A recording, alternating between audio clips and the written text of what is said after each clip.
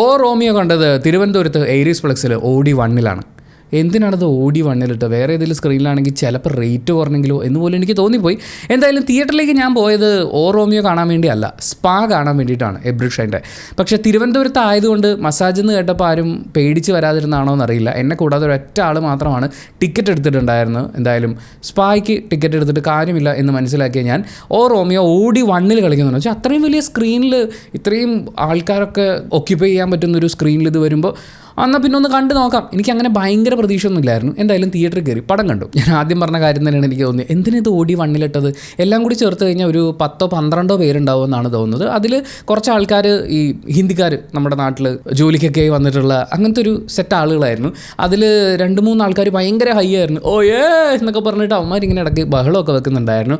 Actually അതൊരു entertainment ആയിരുന്നു. അതുകൊണ്ട് അവരെ വിലക്കാനൊന്നും തോന്നിയില്ല. ആരെങ്കിലുമൊക്കെ എൻജോയ് ചെയ്യുന്നത് കാണുമ്പോൾ ഒരു സന്തോഷമാണല്ലോ. അങ്ങനെ നമ്മുടെ ഷാഹിദ് കപൂർ, തൃപ്തി ദിമ്രി, നാനാ പടേക്കർ, തമന്ന, ദിശ പട്ടാണി തുടങ്ങിയൊരു വലിയ താരനിരയുമായിട്ട് റിലീസായിരിക്കുന്ന വിശാൽ ഭരദ്വാജ് സംവിധാനം ചെയ്ത് അദ്ദേഹം തന്നെ സംഗീതം ഒരുക്കിയിട്ടുള്ള, സാജിദ് നാദിയദ്വാല പ്രൊഡ്യൂസ് ചെയ്തിട്ടുള്ള ഹുസൈൻ സൈദിയുടെ സ്റ്റോറിക്ക് പുള്ളി ഒരുപാട് ബുദ്ധിമുട്ടുണ്ടെന്ന് തോന്നുന്നു. ഹുസൈൻ സൈദിയുടെ സ്റ്റോറിക്ക് വിശാൽ ഭരദ്വാജും റോഹൻ നരുലയും കൂടി സ്ക്രിപ്റ്റ് ചെയ്തിട്ടുള്ള, ബെൻ ബെർൺഹാർഡും BVK ഒക്കെ ചേർന്ന് DOP ചെയ്തിട്ടുള്ള സിനിമ ഓ റോമിയോ. ചുരുങ്ങിയ വാക്കുകളിൽ പറയാനാണെങ്കിൽ പറഞ്ഞാലും തീരാത്ത കഥ. നമുക്കല്ല അവർക്ക്. എനിക്കിപ്പോൾ ഈ സിനിമയുടെ കഥ പറയാനാണെങ്കിൽ സിമ്പിളാണ്. ഒരു 3 സെൻറ്റൻസ് അത്രേ ഉള്ളൂ. പക്ഷേ ആ 3 സെൻറ്റൻസ് പറഞ്ഞ് ഒപ്പിക്കാൻ വേണ്ടിയിട്ട് എങ്ങനെ നീണ്ടു പോവാണ്. ഏതാണ്ട് 3 മണിക്കൂർ അടുത്ത് വരും. നിങ്ങളിപ്പോൾ ഒരുപാട് ഹാർഡായിട്ടുള്ള എന്തെങ്കിലും ജോലി ചെയ്യുന്ന ഒരാളാണെന്നുണ്ടെങ്കിൽ ഈ ഉച്ച സമയത്ത് മാർച്ച് മാസമൊക്കെ അടുത്ത് വരുന്നു. അപ്പോൾ എന്തായാലും നല്ല ചൂടാണ്. ആ സമയത്ത് നമ്മളൊരു 12 മണി കാൽക്കുലേറ്റ് ചെയ്ത് പടത്തിന് കയറി കഴിഞ്ഞാൽ ഏതാണ്ട് ഒരു 2:30-3 മണി വരെയൊക്കെ നമുക്ക് AC-യിലിരിക്കാൻ പറ്റും എന്നുള്ളതാണ് ഈ സിനിമയുടെ ഏറ്റവും വലിയൊരു പോസിറ്റീവ് ഘടകം എന്ന് പറയുന്നത്. 2 ഓട്ടോറിക്ഷ ചേട്ടന്മാരുണ്ടായിരുന്നു. അവർ വളരെ ഹാപ്പി ആയിട്ടിരുന്ന് പടം കണ്ടിട്ട് പടം കഴിഞ്ഞപ്പോൾ അവർ പോയി. ഉറക്കക്ഷീണം ഉണ്ടായിരുന്നോ എനിക്കറിയില്ല. ഞങ്ങളെല്ലാവരും ഒരുമിച്ചാണ് മുഖം കഴുകിയത്. ചിലപ്പോൾ ക്ഷീണം ഉണ്ടാവും. സംഭവം വളരെ സിമ്പിളാണ്. ഇൻ്റലിജൻസ് ബ്യൂറോയ്ക്ക് വേണ്ടിയിട്ട് അവർ പറഞ്ഞേൽപ്പിക്കുന്ന ആളുകളെയൊക്കെ കൊല്ലുന്ന ഒരു ഹിറ്റ്മാൻ. പുള്ളിയുടെ അടുത്ത് കൊട്ടേഷനുമായിട്ട് ഒരു ദിവസം ഒരു സ്ത്രീ വരുന്നു. പിന്നെ എന്ത് സംഭവിക്കുന്നു എന്നുള്ളതാണ് നമ്മൾ സിനിമയിൽ കാണുന്നത്. ശരിക്കും പറഞ്ഞാൽ അങ്ങനെ ഒന്നും സംഭവിക്കുന്നില്ല. കൊട്ടേഷനുമായിട്ട് വരുന്ന ആളെ കാണുമ്പോൾ നമുക്കറിയാം എന്താണ് സംഭവിക്കാമെന്ന്. അത് അതുപോലെ സംഭവിക്കും.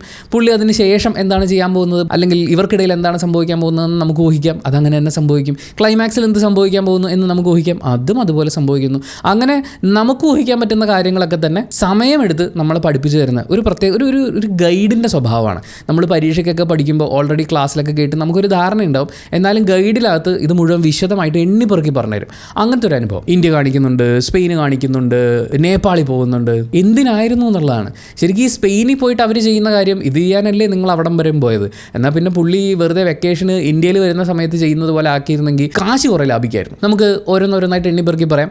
ഷാഹിദ് കപൂറിനെ സംബന്ധിച്ച് പുള്ളിയുടെ തുടക്കത്തിലെ ഫൈറ്റൊക്കെ കണ്ടു കഴിഞ്ഞപ്പോഴേ എനിക്ക് ചെറിയൊരു പ്രതീക്ഷയൊക്കെ തോന്നി. കാര്യം ഒരു തിയേറ്ററിനകത്ത് ഒരുപാട് ആളുകളൊക്കെ ആയിട്ട് ഷേവിംഗ് ബ്ലേഡ് വെച്ചിട്ടാണ് പുള്ളി ഊസിയൊക്കെ കൊണ്ടുവന്ന് വെടിവെക്കുന്ന ആളുകളെയൊക്കെ തീർക്കുന്നത്. അമ്മാതിരി നിഞ്ചയാണ് പുള്ളി. പക്ഷേ നിഞ്ച എറിയുന്നത് മുഴുവൻ ഷേവിംഗ് ബ്ലേഡുകളാണ് എന്നുള്ളതാണ് ഇതിൻ്റെ പ്രത്യേകത.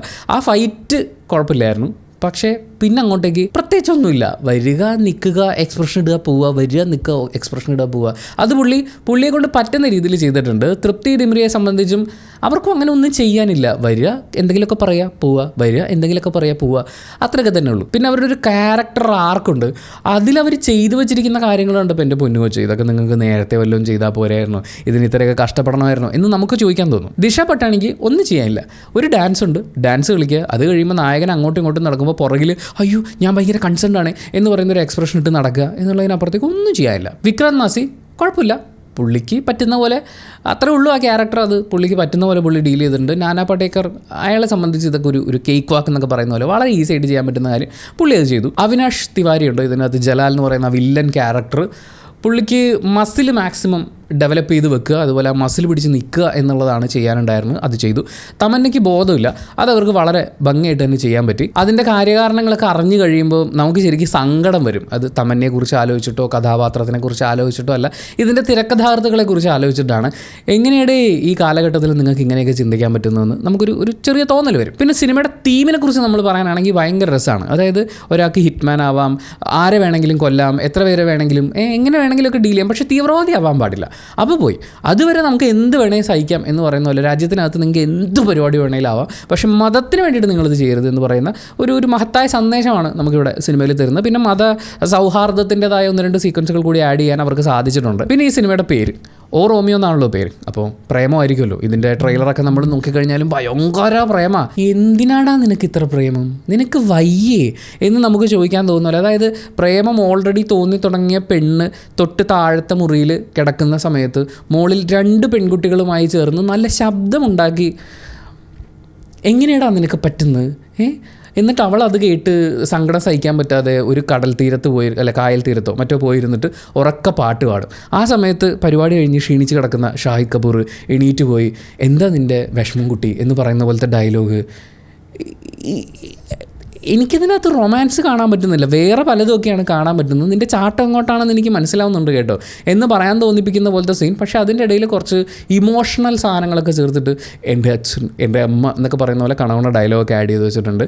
പക്ഷേ ഇതിനകത്ത് ഒരേ ഒരു പ്രേമം മാത്രമാണ് ഇച്ചിരിയെങ്കിലും പ്രേമം ഉണ്ടെന്ന് തോന്നിയത്, ബാക്കിയൊക്കെ വേറെ പലതുമായിരുന്നു. പിന്നെ മ്യൂസിക് നിറച്ചിട്ടിട്ടുണ്ട് എന്ന് വെച്ചാൽ ഇതിൻ്റെ സംവിധായകൻ തന്നെയാണ് ഇതിൻ്റെ മ്യൂസിക് ചെയ്തിരിക്കുന്നത്. ഞാൻ രാപ്പകലില്ലാതെ കഷ്ടപ്പെട്ട് അധ്വാനിച്ചുണ്ടാക്കിയ മ്യൂസിക്കാണ്. ഈ മ്യൂസിക് മുഴുവൻ ഞാൻ ഈ സിനിമയിൽ ഇട്ട് തീർക്കും എന്ന് വാശിപ്പുറത്ത് മ്യൂസിക് ഇട്ട് നിറയ്ക്കാൻ വേണ്ടിയിട്ട് പുള്ളി സിനിമയുടെ ലെങ്ത് കൂട്ടിയതാണെന്ന് തോന്നുന്നു. അല്ലായിരുന്നെങ്കിൽ ഒരുപാട് ഇടങ്ങളിൽ നമുക്ക് വളരെ ഈസി ആയിട്ട് ഡിലീറ്റ് എന്ന് അടിച്ചു പോകാൻ പറ്റുന്ന, ചിലപ്പോൾ ഒരു അരമണിക്കൂറിലൊക്കെ തീർക്കാൻ പറ്റുന്ന ഒരു സിനിമയായിരുന്നു അത്. അത്രയ്ക്കുള്ള കഥയൊക്കെ ഉണ്ടായിരുന്നുള്ളൂ. യാതൊരു ഇമോഷനും ഫീൽ ചെയ്യുന്നില്ല. പക്ഷേ മ്യൂസിക് ഞാൻ ഇട്ടുപോയി, എൻ്റെ സാറേ എനിക്കിത് ഇട്ട് വെച്ചേ പറ്റൂ എന്ന് പറയുന്ന ആ വാശിപ്പുറത്ത് ഇട്ട് വെച്ചിരിക്കുകയാണ്. നല്ല കാര്യം, ഇട്ട് വെച്ചോട്ടെ. പാട്ടുകളൊക്കെ നല്ലതായിരുന്നു, മോശം പറയാനൊന്നുമില്ല.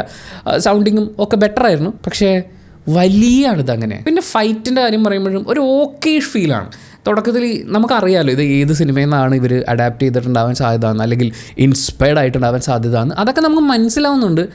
പക്ഷേ എന്തോന്നത് ഏറ്റവും ലാസ്റ്റ് ഇവർ സ്പെയിനിൽ പോയി കിടന്ന് കാണിക്കുന്ന കാര്യം കണ്ടപ്പോൾ ഇത് ചെയ്യാനാണോ നിങ്ങൾ സ്പെയിൻ വരെ പോയത് എന്ന് നമുക്ക് ചോദിക്കാൻ തോന്നിപ്പോകും. വിഷ്വലി മറ്റതും മറിച്ചതൊക്കെ കാണിക്കുന്നുണ്ട്, പക്ഷേ ഈ ഫൈറ്റിനാണോ എന്ന് നമുക്ക് ചോദിക്കാൻ തോന്നും. പിന്നെ മറ്റേ സാധനമുണ്ട്, വെടി എങ്ങനെ വെച്ചാലും നായകന് കൊള്ളൂല. നായകനാണെങ്കിൽ മറ്റേ റൊട്ടേറ്ററോ അല്ലേ, നമ്മൾ പമ്പരമൊക്കെ തറയിലിട്ടിട്ട് കറക്കി കഴിഞ്ഞാൽ അത് തന്നെ നിന്ന് കറങ്ങിക്കൊള്ളുമല്ലോ.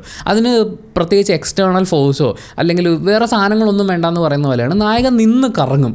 ഇവൻ എന്തിൻ്റെ പുറത്തിരുന്നാണ് ഈ കറങ്ങുന്നത്, അല്ലെങ്കിൽ എന്തിൻ്റെ ബേസിലാണ് ഇവൻ ഇങ്ങനെ കറങ്ങാനുള്ള ഊർജ്ജം കിട്ടുന്നത്? ഇവന് വല്ല റോക്കറ്റിൻ്റെ ബാക്കിലുള്ള പോലെ എന്തെങ്കിലും സാധനമൊക്കെ ഫിറ്റ് ചെയ്തിട്ടാണ് ഇവന് ഈ കറങ്ങുന്നത് എന്നൊക്കെ നമുക്ക് തോന്നിപ്പോവും. അമ്മാരി കറക്കമാണ്. പിന്നെ തൃപ്തിയുടെ ഒരു പ്രത്യേക കഴിവ് എന്താണെന്ന് വെച്ച് കഴിഞ്ഞാൽ ഒരു ഗ്രാമത്തിൽ സംഗീതമൊക്കെ പഠിച്ചിട്ടുള്ള ഒരു നിഷ്കളങ്കയായ യുവതി ഒരൊറ്റ ആഴ്ച കൊണ്ട് വെടിവെക്കാൻ പഠിക്കും. തോക്കെടുക്കുന്നു, എയിം ചെയ്യുന്നു, അതൊക്കെ ഫുൾ ബുൾസൈ ഷോട്ടാണ്.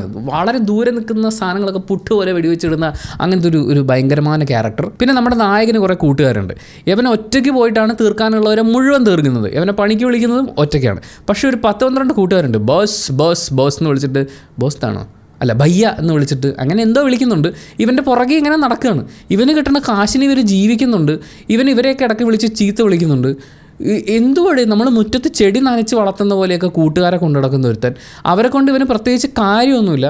അതിൽ ഒരാൾക്ക് മാത്രം ഇവൻ ആവശ്യമുള്ള സമയത്ത് പെൺകുട്ടികളെ എത്തിച്ചു കൊടുക്കുക, പിന്നെ സങ്കടപ്പെട്ടിരിക്കുമ്പോൾ ആശ്വാസം കൊടുക്കുക, മോട്ടിവേഷൻ കൊടുക്കുക, പിന്നെ ഇവന് കാശ് കിട്ടിയിട്ട് വേണം ഞങ്ങൾക്ക് രക്ഷപ്പെടാൻ എന്ന് ആലോചിക്കുന്ന കുറേ ആൾക്കാർ.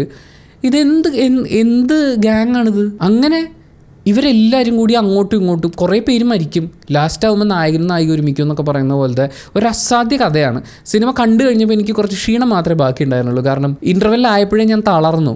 പിന്നെ കാപ്പിയൊക്കെ കുടിച്ച് കണ്ണൊക്കെ നിവർത്തി വെക്കാനൊക്കെ നോക്കി, പരമാവധി ശ്രമിച്ചു. കുഴപ്പമില്ല. പടം കഴിഞ്ഞിറങ്ങിയപ്പോൾ ഒരു ചെറിയ തലവേദന ഉണ്ടായിരുന്നു. കുറച്ച് ദൂരം നടന്നു, ഒരു ചായയൊക്കെ കുടിച്ച് തിരിച്ചു വന്നപ്പോഴേക്കും ഒരു ആശ്വാസമായി. അത് കഴിഞ്ഞിട്ടാണ് ഞാൻ അടുത്ത സിനിമ കണ്ടത്. അത് അറ്റാണ്. ആ സിനിമയുടെ റിവ്യൂ വീഡിയോ ഉടനെ പോസ്റ്റ് ചെയ്യുന്നതായിരിക്കും.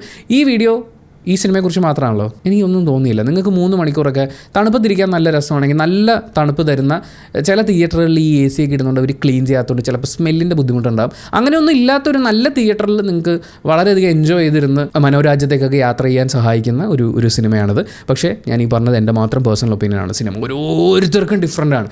എല്ലാ സിനിമയും തിയേറ്ററിൽ നമ്മൾ കാണാൻ അതിന് അർഹതയുണ്ട്. അപ്പം അങ്ങനെ ഈ സിനിമ തിയേറ്ററിൽ കണ്ടിട്ടുള്ള ഒരാളാണ് നിങ്ങളെങ്കിൽ നിങ്ങളുടെ അനുഭവക്കുറിപ്പുകൾ താഴെ കമൻറ്റ് ബോക്സിൽ ഞാൻ പ്രതീക്ഷിക്കുന്നു. കമൻറ്റ് ബോക്സും കൂടി വായിച്ചിട്ട് സിനിമയ്ക്ക് പോകണോ വേണ്ടിയോ തീരുമാനമെടുക്കാൻ കാത്തിരിക്കുന്ന കുറേ ആളുകളുണ്ട്. അവർക്കിത് ഭയങ്കര സഹായമായിരിക്കും. അപ്പോൾ thank you so much for watching this video. ഇഷ്ടപ്പെട്ടാൽ ലൈക്ക് ചെയ്യുക, കമൻറ്റ് ചെയ്യുക, ഷെയർ ചെയ്യുക, സബ്സ്ക്രൈബ് ചെയ്യുന്ന കാര്യവും ഹൈപ്പ് ചെയ്യുന്ന കാര്യമൊക്കെ പരിഗണിക്കുക.